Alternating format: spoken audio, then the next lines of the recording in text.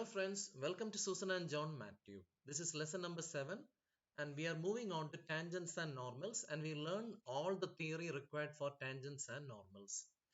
So I hope you have done the revision and hyperbolic 2 videos. Now let's start tangents and normals.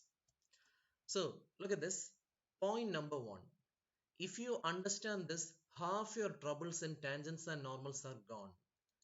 Derivative, our dy by dx, for a differentiable function is actually a shortcut technique to generate the slope. It is a slope generator.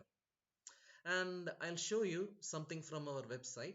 This derivative was found by Newton and Leibniz, and this is exactly what they found. Can you see the red color curve? And we have a tangent function here. So look at this. Whenever the curve is increasing, the tangent is making an acute slope, means less than 90 degree. You can look at the inclination with respect to the x-axis. And when it reaches the maximum point, the slope will be 0. And then the slope will become negative because this is more than, you can look at the inclination, it is more than 90 degree. So once more, in a differentiable curve, there are infinite number of points. And corresponding to every point, we can create a tangent. And differentiation is nothing but a slope generator, a gradient generator. And once you start seeing derivative as a gradient generator, you can solve every problem in tangents and normals.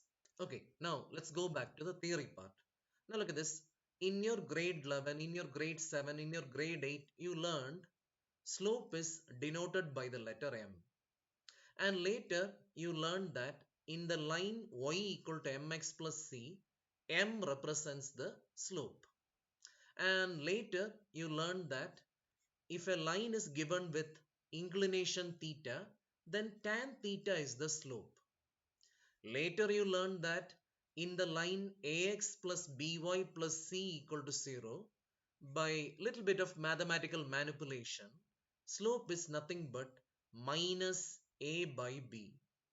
And you even learned that if a line passes through 2 points, say x1 comma y1 and x2 comma y2, then slope is y2 minus y1 by x2 minus x1.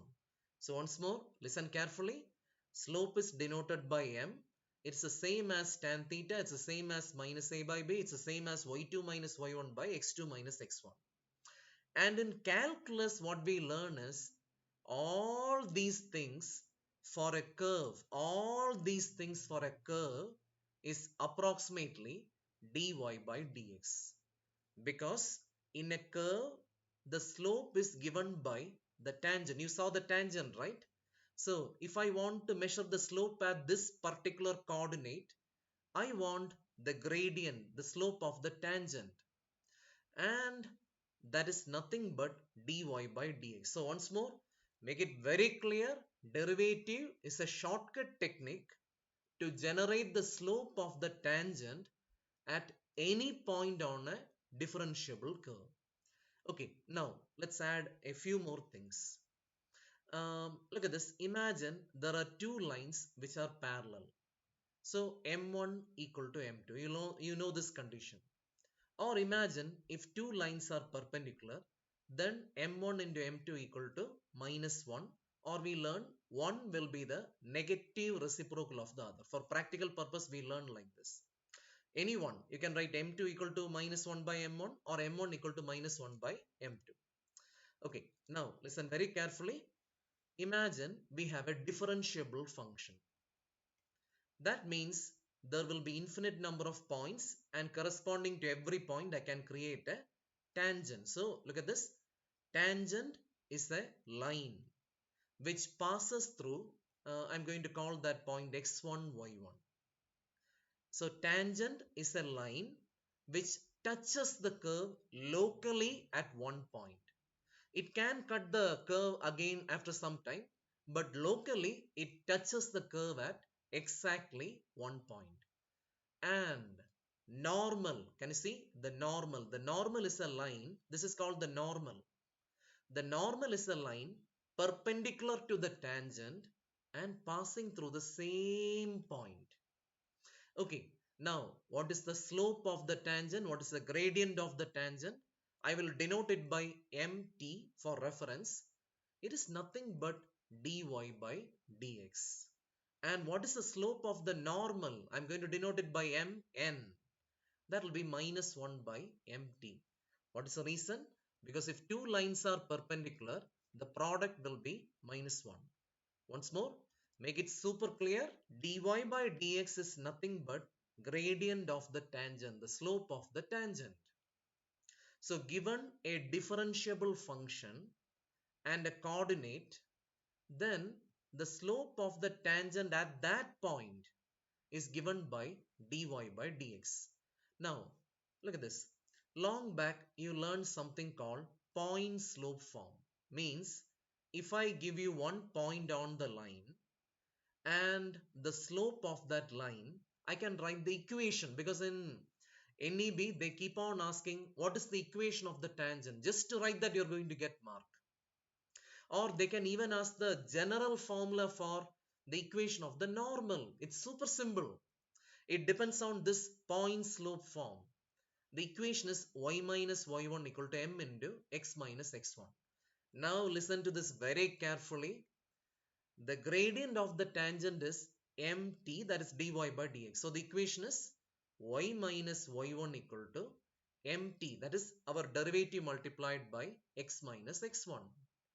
And the equation of the normal is y minus y1 equal to mn multiplied by x minus x1. So one last time, make this super clear, and we are ready to do problems in the next video. And you have to learn one more stuff, that is, imagine we have a curve. Sometimes in NEB, what they do is they will ask you find the angle between two tangents. For example, they want the angle between this tangent and another tangent. Now look at this. In such problems, what you do is you calculate dy by dx. What do you mean by dy by dx? It's a slope generator. And if you plug in this coordinate or the x value, then you will be able to find the slope of the first one. If you plug in this coordinate, you will get m2. Don't forget, dy by dx means slope generator. All you need is the coordinate of the point. You plug that coordinate, you get the gradient, you get the slope. And there is a formula you might have learned long back. m1 minus m2 by mod m1 by 1 plus mod m1 m2.